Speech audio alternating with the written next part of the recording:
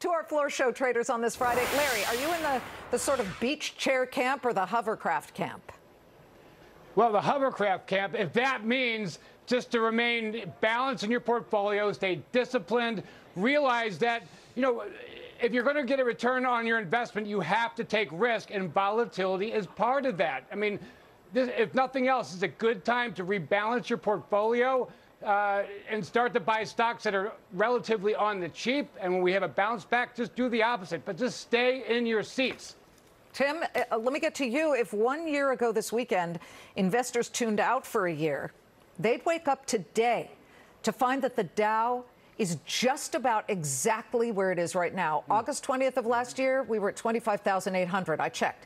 Today, we're at 25,859. So will the tune-out strategy, which would have worked a year ago because nothing happened, right, work now or be a mistake now? Look, that might be true for the averages overall, but there have been a lot of winners and losers over the last 12-month period. And what volatility really helps us do is define support and resistance levels for individual stocks and for sectors within the market. So even though we've had some very volatile days in the last 2 weeks, we've had two 800-point declines for the Dow Jones Industrial Average. Over the last 2 weeks, the market's down a little less than 1.5%.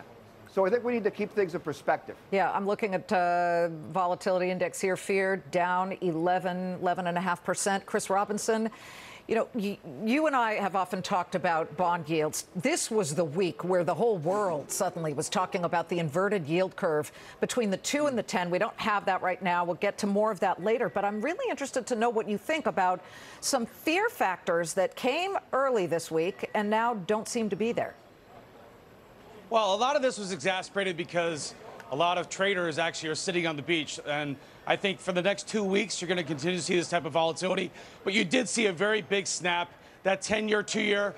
And when that inverted, that hit a lot of computerized trading algos to really exit. It was a GMO trade, get me out.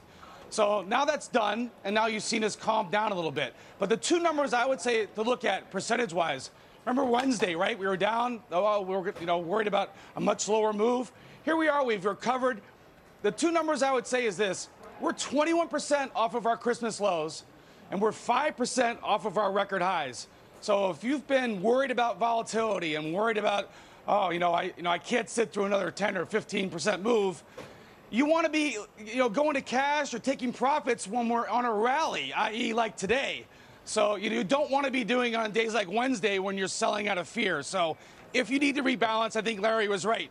Rebalance, take some money off the table if you need to.